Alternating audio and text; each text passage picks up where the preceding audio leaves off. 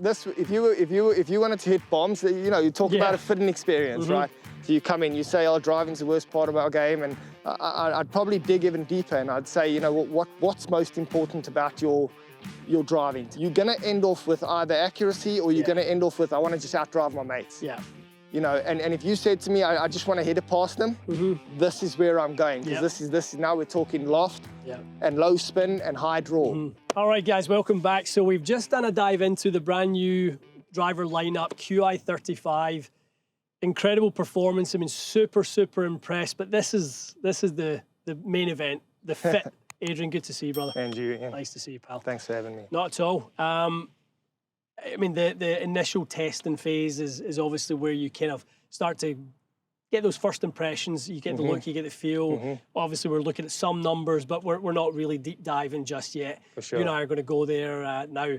One of the things I saw from the core and the max head is those are two possibilities. Now, for me, that wasn't the case last year. From a spin and launch perspective, LS was the one I was fitting to, and it was great. But I think the whole lineup is open. That's pretty impressive, to be fair. I feel like I'm finally at that point where, you know, I'm going to the player with a whole menu, right? And that's impressive for me. I've worked with all of our players already, both on the men and women's side, and that's something to kind of know as well, right? You're dealing with such a wide range of players here, with such a wide range of like real specific requirements. You always want options, right? Definitely. Anecdotally, what were some of the things the comments that the players were saying to you, and they were getting? Obviously, they start off with their gamer, and then you'll make something that's kind of going to be comparable, ease them into the transition. What were some of the kind of comments? So to set the landscape to start off, we're talking about the number 1, 3, 4, and 10 player in the world, right? So you're talking just the top of the pyramid stuff. So the comments were very different, you know, because they're all looking for something. For one, they're a little reluctant because they're the best players in the world, and why would you want to change anything unless it's for something better? But they do understand the work that goes into constantly evolving and constantly moving forward. So, you know, I would say some would comment very much on the look and what they want to see, and some would be specifically ball flight. You know, it's all about the ball flight. You know, you can ease a player very quickly by showing them a ball flight they want to see within the first 10, 15 minutes. I'm talking real short span. And I would go as far to say as all of the players that I've worked with, and I've been working with the product probably since July when Tommy hit it for the first time, I would say that's something that's definitely been consistent across the board, is being able to identify a ball flight that the player wants. Perhaps it's exactly the same as what they want to see, as what they see now, or potentially there's a fraction of performance that they feel that they could get to or reach. You know, for example, Scotty, and you talk about Scotty working with Randy and his team. I mean, if he can see everything that he sees, but just a smidgen of launching that, you see Randy getting excited. You see these things happen in front of you. And then you look at the other thing to note is they all have misses, just like you and me and everybody else out there. You know, some might be marginal, some might be a miss that they really despise. And if you can hit that performance variable, you know, it's very easy to see how a product can become obsolete, and a product can become, you know, something that they're willing to explore. And, you know, I remember working with Scotty for the first time when we moved him from a competitor driver into a carbon face driver. And the very first shot he hit, he saw 4 miles of ball speed. It was the most amount of ball speed we had seen across the board. I mean, like it shocked everybody in the room. Everyone's looking around. Everybody in the room. The ball didn't end off on the driving range. I mean, it didn't matter. There was a performance variable there where he was willing to work with us for the next 3 hours to get that right, so that he could gain performance through the ball speed. And that was basically the relationship that got TaylorMade and Scotty Scheffler off to the start that it did.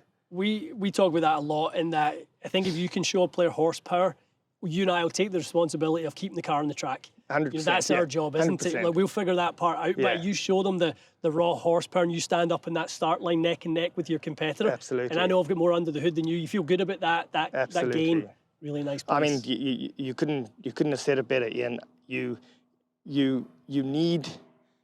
need margin. You know exactly. It's like you need to be able to show performance and then dial it in. Yeah. You know, I'm very comfortable with a player hitting it, you know, a certain way to start, as long as there's consistency in what's going on. Right. If you start seeing like left, right, you know, you start seeing, and that's what I would say in working with our 2025 product. I've been able to see that consistency so quickly that you now have so much weight at your disposal to kind of dial that in. And when you're working with the players that I'm fortunate enough to work with, you know, I give them all the credit. You know, you really, it's so clear the path that you need to follow to kind of get them right.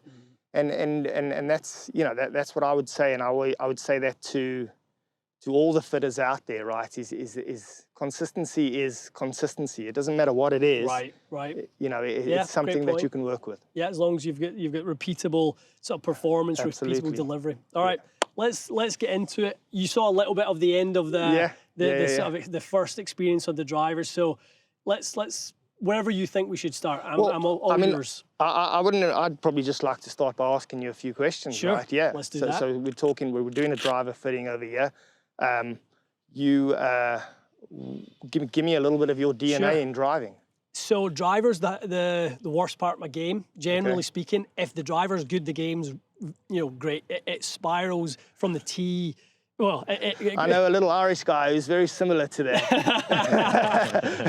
and that's just, I think, the way so many of us feel, that if we're good off the tee on a certain day, we're on offense.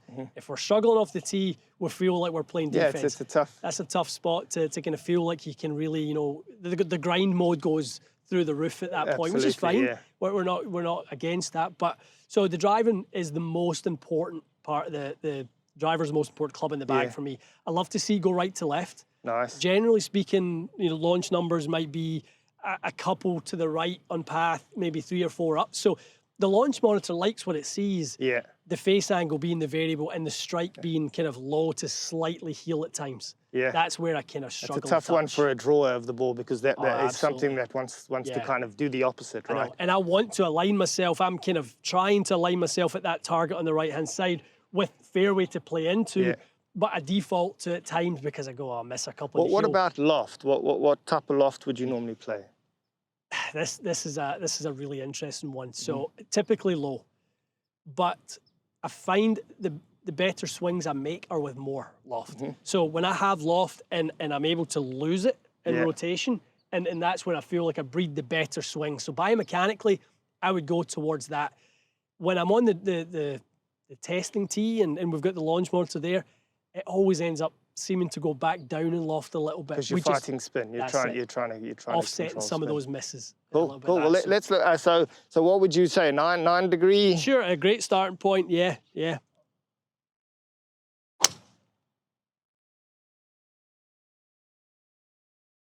Shaft wise, what's your wheelhouse? Normally something more tip stiff than this. Probably more of a Ventus blue profile. Okay. I'll put this in there. I'm basically just investigating what I'm working with. Absolutely. Yeah, that's you know, I really like, you know, there was a bunch of stuff that you said earlier, which just resonated with me big time. I tell you something that I am going to try and work towards here is a lot of the things you said to me, what you like about your ball flight. When you started speaking about the spec, you were speaking about things that actually stop that happening easily. Yeah. So what that means is that you're a good enough player. You can find the middle of the club. Your good ones are always going to be good. You know that it's always going to be good. What we're trying to do is we're trying to create some kind of consistency in terms of your margin for error, so that your bad ones are playable, gives you confidence to hit more good ones. Definitely. So again, there's blue profile. Okay.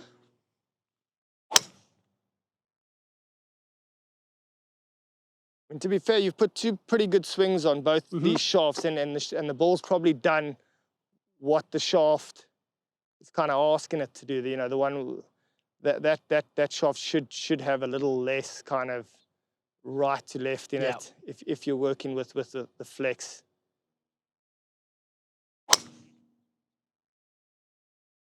So give me launch and spin on that shot. 15.7, 29.89. Okay. There's a bit of loft on that for you, so Okay. I'd probably like to keep you at that loft for now. Okay. I'm going to move to the 8 head, and I'm going to move it a notch higher. So I want to get the loft, but I want to just get a little bit of face angle in you, just kind of help you square that face. I think your heel strike. It's one that really saps the confidence. So your heel strike comes from an open face. Yeah. So if you think of an open face and it's coming into the ball, the heels, you're presenting the heel. So I want to start trying to present the toe a little bit, but I'm not going to work with lie angle yet. Yeah. I'm going to keep it on the standard side. Okay. Just going to knock this 8 head just one notch higher, okay. and I'm doing it all for face angle. So I'm trying to keep the loft exactly what I had. Yep. So I'm working with one variable at a time. Yep. So I'm not going to, I'm going to keep you in this shaft for now. Okay. We might move that a little bit later, but as we go through this process, I'm going to change, I'm going to do my absolute best to change one thing at a time. Yep. I think you're good enough, your patterns are good enough that we'll be able to identify what that change is doing. Yep. Which is kind of what I work with at the level that I work with. I'm really trying to really make small marginal changes and see what happens to the ball flight. I think anytime I see it going right to left or overturning, and the boys probably saw it there when we were hitting the core drivers, I kind of love to see that one. And you guys will see it in the numbers, like, what's a bit left? Like, I might be 30 yards left. But I feel so close to hitting the right one when it's turning over. Yeah. If I see it going right, I mean, that feels like I don't really have control of what's kind of going on. For sure. So something that I'll give you. So Tommy is exactly the same. Is that right? Exactly. If I give Can deal Tommy, with left. if I give him a golf club and the thing starts left and goes left, Yeah. he guarantees me that the next shot is his optimal ball flight because he knows exactly what to do. He knows the fix. So, mini driver. So I don't know if you've ever hit a mini driver. That was the big. Yeah, love it. You'd love it, right? Because that's basically what it's got loft on it. It's a little bit shorter. You hit the middle a little bit and you can turn it over. Yeah. Same thing. We're just trying to find that in the driver for you, which is obviously a little harder because you're dealing with a more performance-driven piece of equipment, where you're trying to get both distance and accuracy. But let's give you this. I mean, you keep talking to me about the look and that type of stuff as well, because, I can't see what your eyes see and I can't feel what your hands feel. I can only, I can go on ball flight, I can go on sound. But yeah. I get confidence looking at the head. I think the shape is the desirable shape for me. Yeah. So nothing cool. of that's going to put me off it. Closer, Adrian. And that looked like it had the up, but it looked like it had the forward, not the stall. And I've put the weight back here, right? So just give me spin on that. 27.67. Okay. We'll probably have our own opinions and views on launch and spin and all these things. And we'll probably have a nice discussion about it. Yeah, definitely. But what I'd like to do, is kind of leave us with a nice compromise where you've maybe learned something and I'm giving you something that you're not too uncomfortable with, or maybe something that you have to explore. For sure.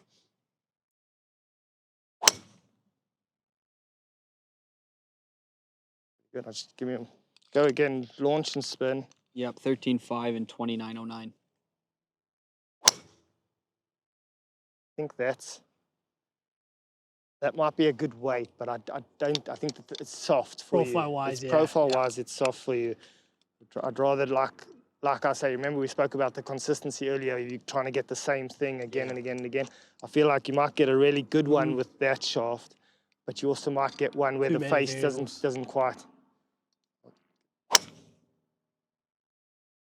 Well, that's better. Yeah. I like the flight window of that one a lot more. What did the shaft feel like? Good. Okay. Yeah, no issues. Good. Yeah. What was it? What's 11.9, 22.64. Okay, that's not bad. I'd probably like to see a little.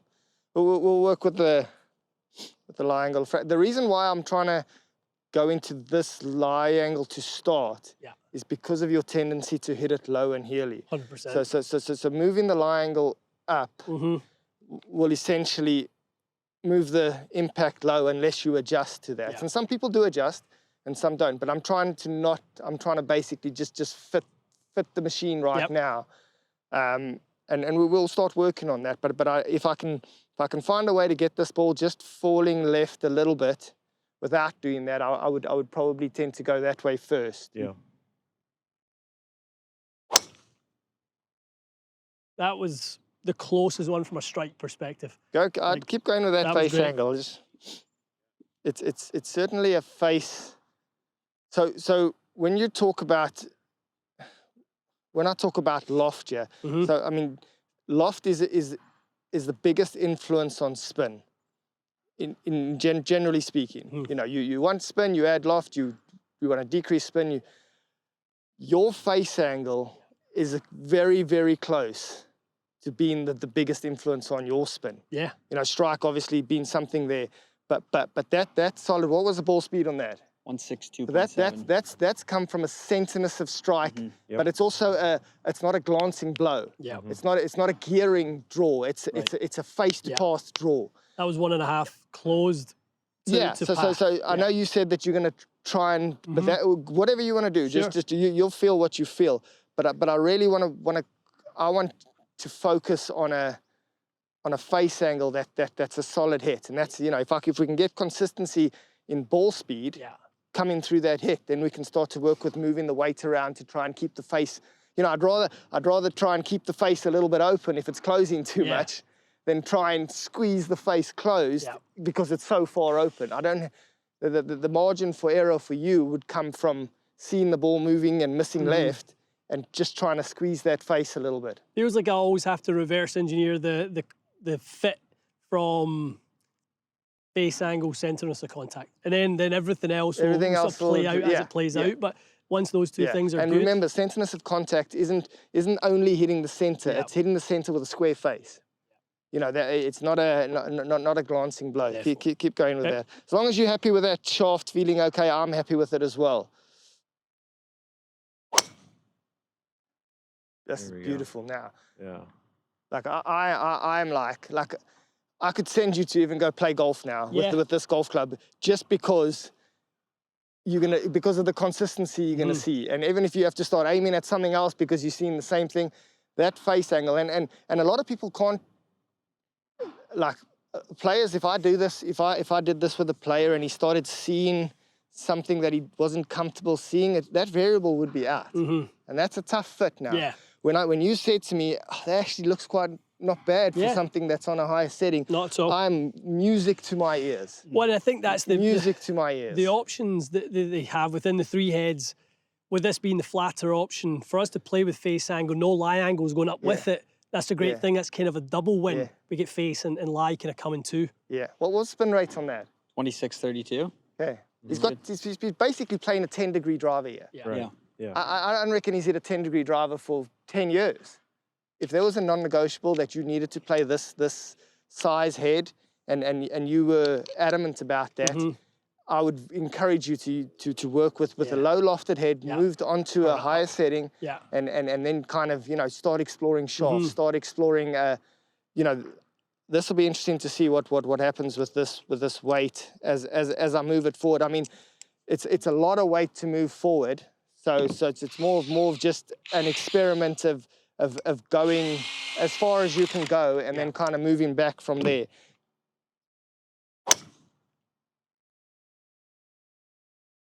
That's forward heel, Adrian? That's forward heel. Okay.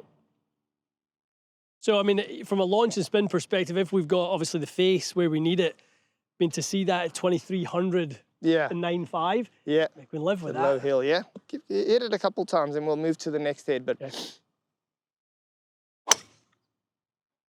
and this, if you wanted to hit bombs, you know, you talk about a fitting experience, right? So you come in, you say, oh, driving's the worst part of our game, and you know, if I'm driving it well, I'm playing well, I'd probably dig even deeper, and I'd say, you know, what's most important about your driving? Tell me, like let's narrow this down.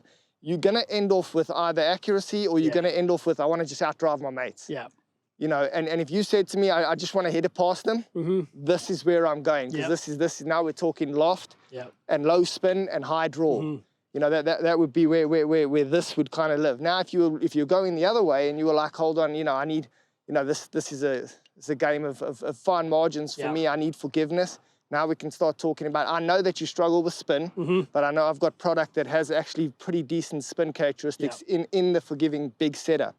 So we will start with that. I mean, what I like about where I finished off here is that your ball speed's holding. Yeah. So I know I'm onto something there, and we can start to kind of fine tune with shafts, with tee heights, all these little things. Yep. But I know that I'm in a ballpark there where your ball speed's maintaining. I think the great thing about that there is we started to see it turn over. That's something that relaxes me immediately. Yeah.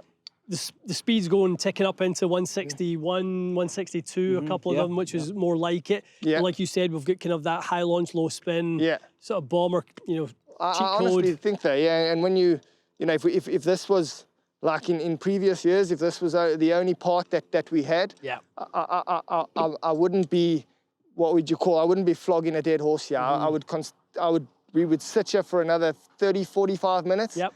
And we would get that dialed in for you. But we're right there. We're right there. Okay. But, we've got options. We've got a little bit of time here. Again, I'm going to put this 9 core head on the standard setting. Okay. We'll go with the same shaft, so we have a nice little comparison in terms of, what it's doing versus the other part, and we'll kind of work from there. And the nice thing, too, on that LS is some people think they hear LS and they go, fade bias driver, fade bias driver. You're able to hit draws, no problem. Once it's tuned to you, so easy. That heel weight made a big difference, didn't it? It was hitting its apex and turning over. So another, now, where I would probably end off in a balance there for you. But the reason I put that, now, I heard you say earlier you want to put the weight in the toe, you want to try and turn it over. The reason I'd put the weight in the heel is, where's your miss hit? Heel. So wouldn't you want more mass behind your miss so that you have it even sounds like a more of a solid strike. That's why I had to ask you, where'd you hit that? You said heel, because I did see it launch low, and normally if something launches low, it is hit low on the face. Spin rates were okay, but that speed was being maintained because you've got that weight helping you from that part of the golf club. Okay.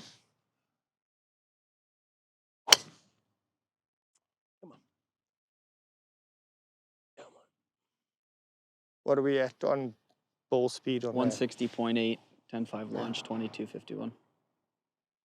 What ball do you play in? I'm always in an X model. An X model. Whatever sort of X, whether it's, So again, it's a spin thing, right? Yeah, I honestly like the feel. I'm very sort of acoustically, I like when I chip, I like it to click. I like hitting irons and I like to hear them feel solid, and so I've always been a higher compression guy. Okay.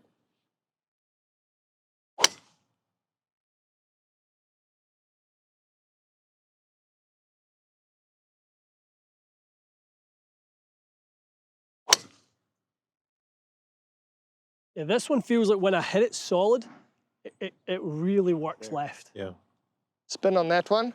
24.47. This shaft spins low for you. I feel like it, yeah. Yeah. I feel like it's just not a bad, and you like the feel of it.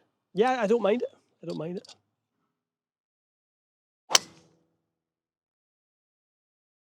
Honestly, that felt like the best swing I've put on any of them. That was what, 3-7 right? Yeah. Perfect. A nice.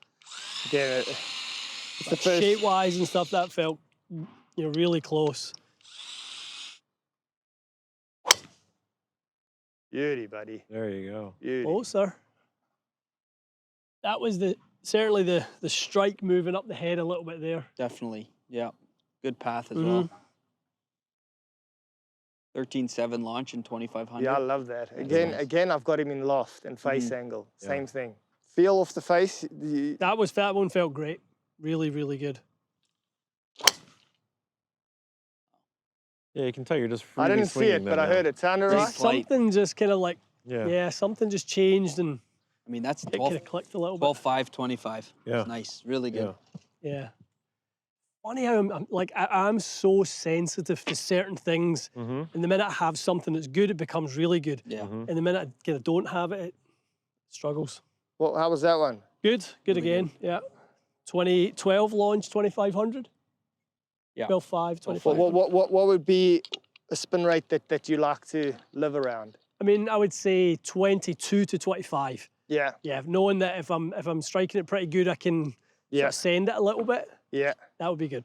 So again, we're talking about drawing the golf ball. Yep. We're talking about moving it right to left. You should not be scared of just a little more spin. Yeah. The ball won't rise, the ball will draw because it lifts off its axis, right? So you're now getting something that's tilting the axis, which is great. Great. Let it, now you want it to move back to its target. And if you live in between 2,000 and 2,100, you're going to need 165, 170 ball speed to actually create the force for that ball to move. Yeah. So if you don't have that, 200 spin would actually do it for you. And then the ball's moving forward and drawing, forward and drawing. I know launch monitors don't love it, but I tell you what, golf courses do. Close. That was nice. strike's just moving up the head nicely now. 2 at 22. Ball speed? I didn't catch it as flush, that one. That one, eh? Yeah, it's just this. Got away with it. Yeah. Probably, what, 55, 6, 7? 257. Beauty. A bit spinnier, but it doesn't move offline much. Yeah. Adrian, can we, I don't know if we've just kind of hit a sweet spot window with kind of where the delivery is. I feel like I'm closer. Can we go back into something like 8 upright? Okay, the LS head. Yeah. You can see now why we feel like having Adrian and the rest of our tour staff such a competitive advantage. I mean, just the conversations you're having. Yeah. You know, taking into account not just the ball flight, but what you're wanting to see, and just the years and hours of experience with all our tour players. It really makes a big difference in dialing people into the right product. It's such a 3-dimensional problem. It really is. Change one thing, Yeah. so many Everything else, all other the variables things move change. around it. They really do. My favorite one. That's nice. Yeah. 161, 12.8, 2,400. I took that one out to the course. Yeah. Beautiful there. That just had the right amount of sort of launch, just hit the apex, turned, the good start line. 24. That's Yeah. You know, we did so Rory's a drawer of the golf ball. Yeah. And we you know, every now and then he turns up and he's knocked loft off the club. Sure. You know, and he's obviously at home. He's you know, he's so good that he's just decided to go from 2450 to 2100 and he's bombing it. And we, you know, our analytics team did data on it because we get all the data from the tour. And his performance at 2400 for a drawer was, I mean, you're looking at, you know, nearly 8 to 10% more fairways for a player of that standard. Huge. So like when I see that like 24 number and you turning the ball over, I really don't think you should play with any less spin. No. I To be honest, honestly that don't. feels that's a nice. That's a head that you can work as well. Yeah. So, you know, again, if you want to hit one low or you want to kind of squeeze one in there, I think you've got that opportunity there with that head. I do want to try one more thing. You hit a couple more with that one. I want to try one more setting with this core head, and then I think, you know, I hope you've enjoyed the session and found value in it. But I do think that if you walk away from here and you know, no matter what you're hitting or what you're testing, you know, the loft is your friend, man. So coming down here, that was something that we kind of talked about. Like, I built a 10-degree back home, and I never played 10, but I really felt like 10 could allow me to kind of turn it over. And it's really fun to watch you work and see the exact same thing. Like, let me give you loft and let let you figure out how to lose it, because losing it means you move it the face in the direction where we want to move it. So that becomes a dynamic problem to solve, which I love. 100%. I think the player should, you know, move in the right direction, not in the wrong direction. I kind of find, Adrian, if I'm playing 8 standard face, the one delivery I hate to see if I see any swings is I hate to see that.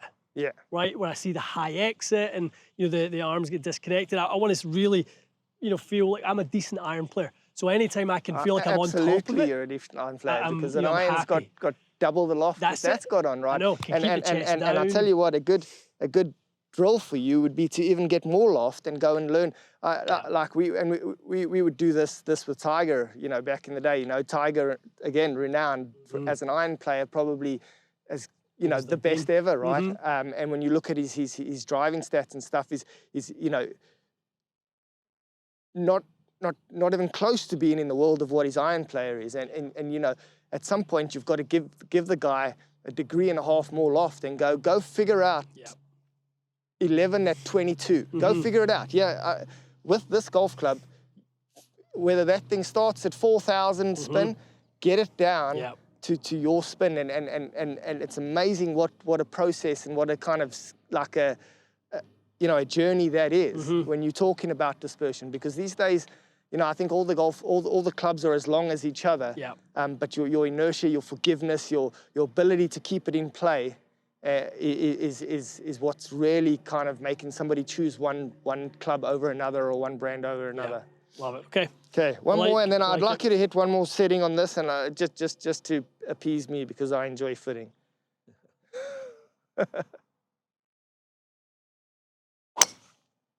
Wow. Yeah. So good. I mean, look where that strike was. 162, 12.7, 24. Yeah, for that to be 24, quite a bit out in the toe. Yeah. Which for me is, again, moving away from the heel is a good thing. That's if I've got the arms moving more that way, much better for me. Okay, pal. Amazing. I really like that for you. And, me too. And I'd say that the key variable there is the fact that it's a face angle and lofting. Yeah. Like it. Beautiful. That. Yeah, that felt good. 13 at 25. This would be somewhere where I would go if you came back to me with you've not looked at loft for a long time, and you're not quite comfortable looking at loft. I'd go obviously back to the loft you like to play, but I'd need to make that club quite extreme in terms of a lie angle or something to try and counter what you're doing. Again, like I say, you get the information that might discount one or two variables that are non-negotiables, but then you've got everything else to work with. In terms of the shaft for people watching, we've kind of stuck blue profile, something firmer in the tip than where I started with TR Red. A little more counterbalance as well. A little higher balance point. Yeah, again, we're just trying to get the club in front of you. We're trying to get the club face, squaring. We can do it with that, with a little bit there, a little bit in the weight, a little bit in the face angle. We were kind of helping you in each kind of multiple category. Wins. Yeah, multiple wins, and I think, your tempos probably doesn't suit something which is heavy and soft. You're more, something that's light and tight. And I think that those two, are fine. We can work with that. You talked about a feel thing, with the ball that you play with the, the click, and that could be a softer shaft might discount that for you. All of a sudden you're losing, your senses, right? So I think there's so many shafts out there these days. There's probably, a whole stack of shafts which will be in your wheelhouse. Like we've got a little bit of time today where I think I've landed somewhere. But hey, landed real close. If you came back tomorrow and we were there on the head setup, the setting, we could start to look at swing weight. We could start to look at length of club. We could start to look at the head weight. The head weight would be something, counterbalancing or anything else that's more kind of your next level of kind of getting you dialed in. And that would be just, another session of exploring and experimenting, but within the lane that you're in now. So, I actually think probably that setup is what I would leave you with today. The 8 head on higher, you got the most loft you've ever played. The ball flight, nothing in theory, like, once you got dialed in, nothing.